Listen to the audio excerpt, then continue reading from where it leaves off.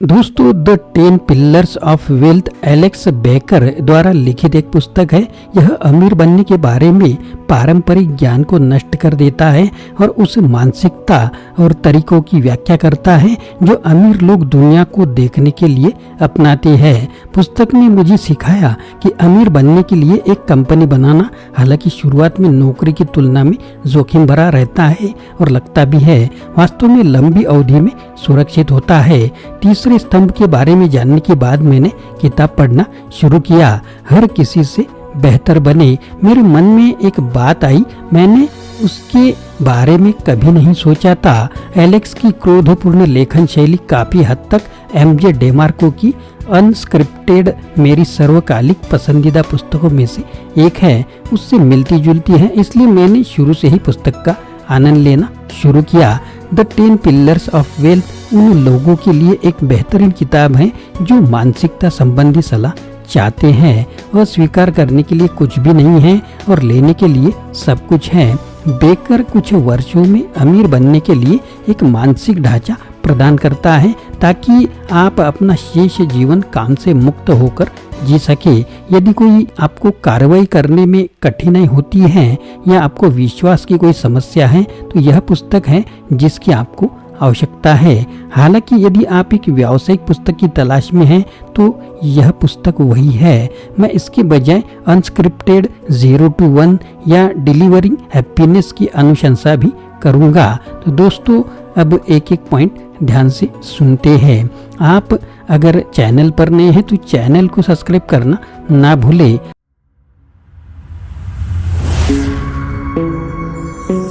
Hello दोस्तों, मेरा नाम आनंद है और बिजनेस आनंद इस चैनल में आप सभी का स्वागत है। आप पारंपरिक सोच से अमीर नहीं बन सकते। देखें कि पारंपरिक सोच कहाँ ले जाती है। पारंपरिक विचार सुबह 9 बजे से शाम 7 बजे तक गुलामों की तरह काम करते हैं। वे बेमुश्किल महीने के अंत तक पहुंच पाते हैं और उनका अपने जीवन पर कोई भी नियंत्रण नहीं होता। यदि आप असाधारण अमीर बनना चाहते हैं तो आपको असाधारण का अभ्यास करने की आवश्यकता है। इसकी शुरुआत आपकी मानसिकता को बदलने से होती है। इसका एक हिस्सा जोखिम के बारे में आपकी धारणा को बदलना है। हम इसके बारे में बाद में अधिक बात करने वाले हैं। अभी के लिए बस यह महसूस करें कि बड़ा जोखिम मतलब बड़ा इनाम और दूसरा तरीका। यदि आप कभी कोई जोखिम नहीं लेते तो आपको कभी भी कोई लाभ नहीं मिलेगा। यही कारण है कि पारंपरिक विचारक अपनी दिनचर्या में फंसे रहते हैं। वे इस बात से डरते हैं कि कुछ भी हो सकता है। अब एक एक स्तंभ के बारे में मैं आपको बताऊंगा। दोस्तों इस बुक समरी के पार्ट 1 में हम कुछ स्तंभ के बारे में बात करेंगे और बाकी के जो स्तंभ हैं उसका पार्ट 2 में जिक्र करेंगे। तो स्तंभ पहला है धीरे धीरे अमीर बनने से इनकार करें। अमीर बनने के 2 तरीके हैं, धीरे धीरे और तेजी से। धीरे धीरे अमीर बनने का मतलब नौकरी से अमीर बनना है। यह 2 कारणों से एक खराब समीकरण है, वित्तीय जोखिम और जीवन की गुणवत्ता। नौकरी के साथ अमीर बनने के लिए 40 या 50 वर्षों तक सुबह 9 बजे से शाम 7 बजे तक गुलामी करनी पड़ती है, तब जब तक कि आप अमीर होकर सेवानिवृत्त नहीं हो जाते। यह योजना के अनुसार है, हालांकि जीवन शायद ही कभी योजना के अनुसार चलता है। अमीर बनना तभी तक धीमा है जब तक आप रिटायर्ड होने से पहले नहीं मरते। आपको नौकरी से नहीं निकाला जाएगा, आपकी कंपनी दिवालिया नहीं होगी, आपका काम पुराना नहीं हो जाता, अर्थव्यवस्था चरमराती नहीं, आपकी सरकार पर किसी क्रांति ने कब्जा नहीं किया है, मुद्रा अपना पूरा मूल्य नहीं खोती है और अन्य कारण भी हो सकते हैं। जैसा कि हम देख सकते हैं कि धीमी गति से अमीर बनने के लिए अपनी कंपनी और सरकार दोनों पर भरोसा करना जरूरी है। ये 2 कारक हैं जिन पर आपका वस्तुतः कोई नियंत्रण नहीं होता। क्या धीरे धीरे अमीर बनना वास्तव में सुरक्षित है जब आप भाग्य अन्य लोगों के हाथों में रहता है? नहीं, और भी बुरा है। क्या आप जानते हैं कि आपका खाली समय आपकी नौकरी में लगभग कितना लगेगा?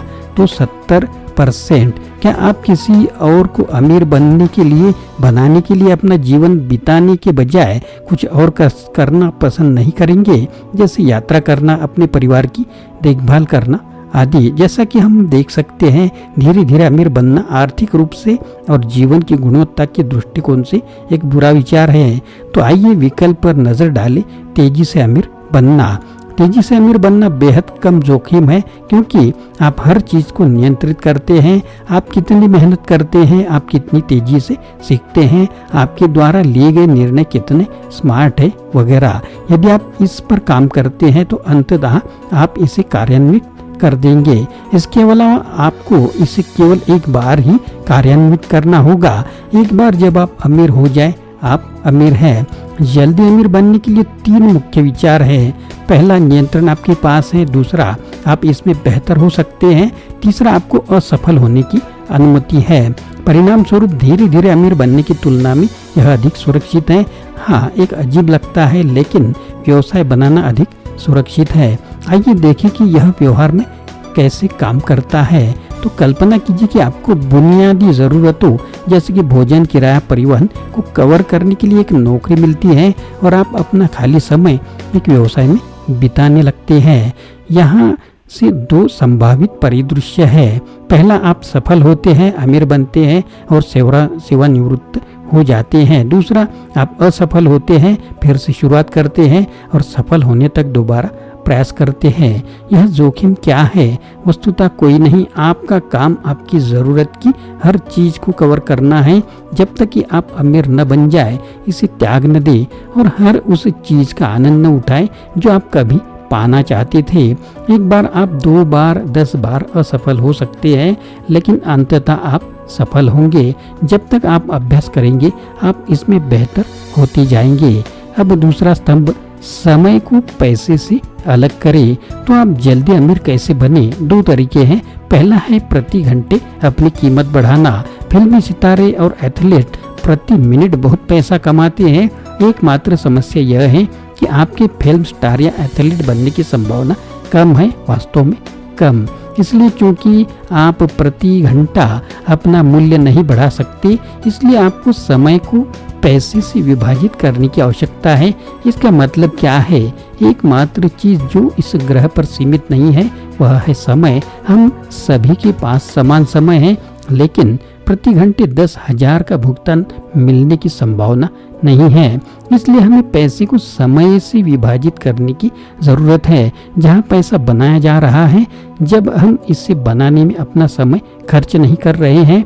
ऐसा करने का सबसे अच्छा तरीका एक ऐसी प्रणाली बनाना है जो आपके लिए पैसा कमा सके।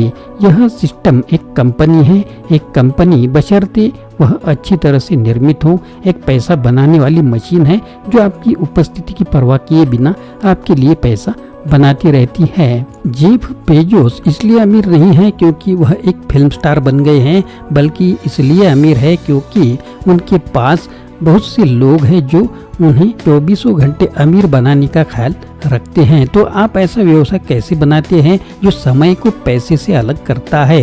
यह इतना आसान नहीं है। यदि आप पेंगुइन के बारे में एक परामर्श व्यवसाय बनाते हैं और आप दुनिया में एकमात्र व्यक्ति है जो पेंगुइन के बारे में सामग्री जानते हैं, तब भी आप पैसे के लिए समय बेच रहे होंगे, क्योंकि जब आप सोते हैं तो आप परामर्श नहीं कर रहे हैं, इसलिए कमाई नहीं कर रहे हैं। यदि आप चाहते हैं कि आपकी कंपनी समय पर निर्भर हुए बिना पैसा कमाए, तो उसे कुछ प्रश्नों का जवाब आपको हमें देना होगा। वह सवाल क्या है? क्या मेरी अनुपस्थिति में इस व्यवसाय से पैसा कमाया जा सकता है?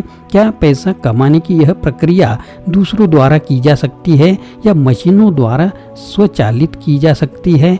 यदि यह व्यवसाय सफल हो जाता है तो क्या मैं इसे चलाने के लिए किसी और को प्रशिक्षित कर सकता हूँ? क्या बिक्री में अधिक लाभ पहुँचाने के समान बनाना संभव होगा? क्या मैं अपना समय बढ़ाए बिना इस व्यवसाय को बढ़ा सकता हूँ? यदि आप इन प्रश्नों का उत्तर हाँ में नहीं दे सकते हैं, तो इसका मतलब है कि आपका व्यवसाय समय से विभाजित नहीं होगा। शुरुआत करना और सीखना बुरा नहीं है, लेकिन अंततः यह आपको अमीर नहीं बनाएगा। स्तंभ तीसरा है कि स्वीकार करें कि आपको हर किसी से बेहतर होना चाहिए। अगर आपको नहीं लगता है कि आप बाकी सभी से बेहतर हो सकते हैं, तो आप बर्बाद है। करोड़पति सभी लोगों में से 1% से भी कम है। इसका मतलब यह है कि यदि आप 99% अन्य लोगों के साथ एक कमरे में हैं, तो आपको आश्वस्त होना चाहिए कि केवल आप ही ऐसा करने जा रहे हैं। लेखक को उद्धृत करने के लिए अमीर बनने की चाहत रखकर आप यह भी कर सकते हैं, कह सकते हैं कि आप इस ग्रह पर 99% लोगों से बेहतर पैसा कमाने की चुनौती स्वीकार करना चाहते हैं। बस यह प्रयास करके आपको इस तथ्य को स्वीकार करना होगा कि आपको सिर्फ अच्छा नहीं होना चाहिए, आपको अविश्वसनीय होना चाहिए। आपको गहराई से यह जानना होगा कि आप महान हैं और महान कार्य कर सकते हैं। वास्तव में यह याद रखने योग्य सबसे महत्वपूर्ण स्तंभ है। इस पुस्तक से सीखने योग्य एक चीज है, लोगों को पीछे रखने वाली सबसे बड़ी बात यह विश्वास करना है कि औसत है या पर्याप्त अच्छे नहीं है। जब आप उन्हें समाधान प्रदान करते हैं तो वे सीधे बहाने ढूंढते हैं, लेकिन मुझे नहीं पता कि कोडिंग कैसे की जाती है, लेकिन मेरे पास पैसे नहीं हैं, लेकिन मैं किसी को नहीं जानता। यह सही मानसिकता नहीं है। समाधान तलाशना ही सही मानसिकता है। मैं सीखूंगा कि कैसे कोड करना है या किसी ऐसे व्यक्ति को ढूंढना जो ऐसा कर सके। मैं पैसे पाने का या पैसे की आवश्यकता के बिना ऐसा करने का एक तरीका ढूंढूंगा। मैं लोगों को जानूंगा। आपको यह जानना होगा कि चाहे कुछ भी हो, आप अपनी समस्या का समाधान ढूंढ ही लेंगे। आपको अपने आप पर अंधविश्वास रखने की आवश्यकता है ताकि आप सभी कभी न रुके, लेकिन आपको पर्याप्त निर्णय लेने होंगे ताकि आप सारा जुआ भी न हारे। इसमें कभी कभी सामान्य ज्ञान की अनदेखी करना और पागल विचारों को आजमाना शामिल है। यह सोचना कि आप सर्वश्रेष्ठ हैं कोई हैप्पी BS चीज नहीं है। यह सब BAR प्रणाली में आता है। विश्वास, कार्यवाही, परिणाम के परिणाम विश्वासों से संचालित होते हैं और विश्वास क्रिया से संचालित होते हैं। विश्वास, कार्य, परिणाम। उदाहरण के लिए यह विश्वास करने से कि आप अच्छे दिखते हैं, आप अधिक आत्मविश्वास से व्यवहार करते हैं और वास्तव में बेहतर दिखते हैं यदि आप ऐसा नहीं मानते थे। व्यवसाय के लिए भी यही बात लागू होती है। संपत्ति बनाने का एकमात्र तरीका एक ऐसा व्यवसाय बनाना है जो अन्य व्यवसायों की तुलना में 99% बेहतर हो। ऐसा करने का एकमात्र तरीका इस तथ्य पर विश्वास करना है और स्वीकार करना है कि आपको महान बनना है, और यह कठिन है। हमारे अधिकांश जीवन में हर किसी ने हमें बताया कि हम बेकार हैं और हम कभी अमीर नहीं बनेंगे। हमने मान्यताओं को आत्मसात कर लिया। परिणाम स्वरूप जब हम अमीर बनने की कोशिश करते हैं तो दो चीजें घटित होती है। पहली, हम शुरू करने से पहले ही रुक जाते हैं क्योंकि हमें नहीं लगता कि हम इसे कभी पूरा कर पाएंगे, और दूसरी बात, हम औसत रहते हुए अमीर बनने की कोशिश करते हैं। हम इसे सुरक्षित रूप से खेलते हैं, अपने आराम क्षेत्र से बाहर नहीं निकलते और कोई चुनौती नहीं लेते हैं। इन बाधाओं को दूर करने का एकमात्र तरीका यह विश्वास करना है कि आप महान है।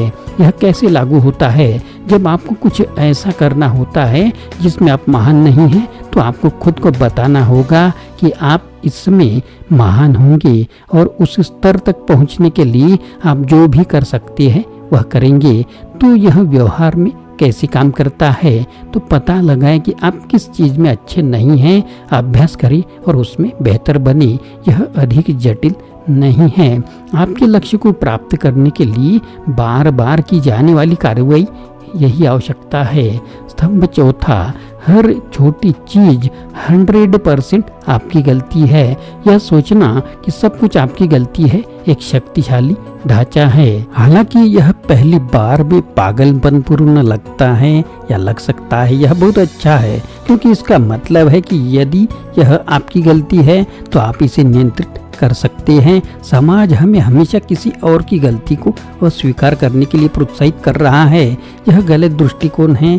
जब यह आपकी गलती नहीं है तो यह आपको शिकार बना देता है। क्या पीड़ित $1 मिलियन की कंपनियां बना सकते हैं? नहीं। यदि आप एक कंपनी बनाना चाहते हैं तो आपको जिम्मेदारी, स्वामित्व लेने की जरूरत होगी। इसके अलावा इससे कोई फर्क नहीं पड़ेगा कि गलती किसकी है। इसकी कीमत चुकाने की सबसे अधिक संभावना आप ही हैं, क्योंकि यह आपका व्यवसाय है। क्या आप सचमुच में चाहते हैं कि दूसरे आपसे पैसे गंवाएं? नहीं।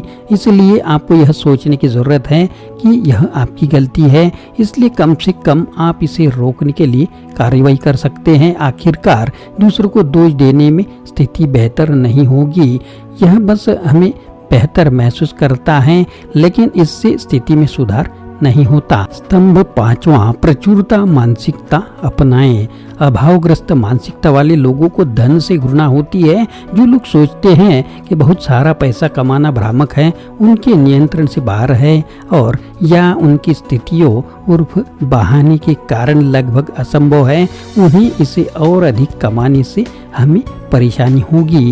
विचार यह है कि यदि आप यह नहीं सोचते कि पैसा हर जगह है तो इसे कमाया जा सकता है, तो आप इसे कमाने के लिए कार्रवाई नहीं करेंगे। खेल में प्रवेश करने से पहले ही आप हारे हुए होंगे। लेकिन अगर आप सोचते हैं कि पैसा प्रचुर मात्रा में है तो आपको कार्रवाई करने और उसे प्राप्त करने में कोई कठिनाई नहीं होगी। अब प्रचुरता मानसिकता की समस्या यह है कि यह सोचना कठिन है कि जब आपके पास प्रचुरता नहीं है तो प्रचुरता है।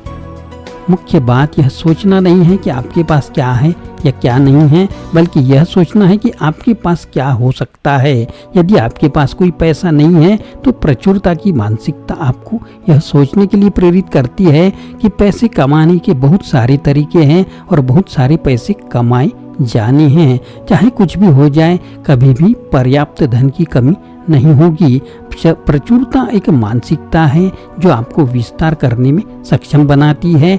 कमी एक मानसिकता है जो आपको पीछे हटने पर मजबूर करती है। यदि आप पीछे हट गए तो आप हार जाएंगे। सदैव विस्तार करते रहो, हमेशा यह जानते हुए जिए कि वहाँ मौजूद प्रचुरता आपके लिए है। दोस्तों, यह बुक समरी पार्ट 1 आपको कैसा लगा जरूर कमेंट बॉक्स में लिखिए और अगर नए हैं तो चैनल को सब्सक्राइब करना ना भूलें।